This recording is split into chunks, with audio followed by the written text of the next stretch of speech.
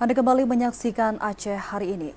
Informasi selanjutnya, saudara, ratusan imigran Rohingya terpantau menepi di kawasan pesisir pantai perbatasan Desa Pantai Sukon dengan Desa Pulau Pineng, Kecamatan Jangka, Kabupaten Biren pada Kamis pagi. Ya, kehadiran etnis Rohingya ini ditolak oleh warga setempat karena dinilai mengganggu kenyamanan warga.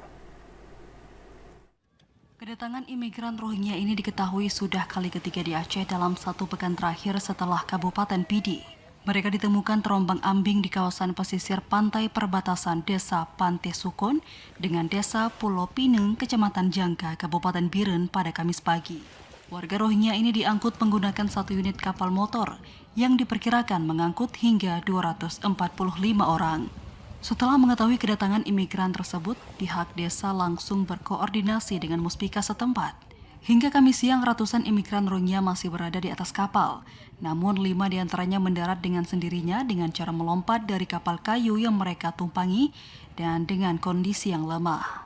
Kecik Desa Pulau Pineng, Mukhtarudin mengatakan pihaknya telah berkoordinasi dengan masyarakat dan muspika Kecamatan Jangka terkait kedatangan imigran Rohingya tersebut.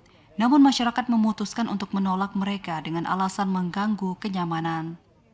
Kemudian sudah agak lama kemudian sampai dia ke pesisir, berarti sama-sama kita koordinasi di sini yang bahwa kesimpulan bersama masyarakat Kampung Pulau Pineng Nusa Dua beserta Kesi ataupun saya sendiri kehadiran Rohingya ke pesisir ke Kampung Pulau Pineng Nusa Dua berdasarkan permintaan masyarakat ditolak. Masyarakat yang datang ke lokasi berupaya untuk memberikan makanan dan minuman kepada imigran Rohingya yang masih berada di kapal sebelum didorong kembali ke laut.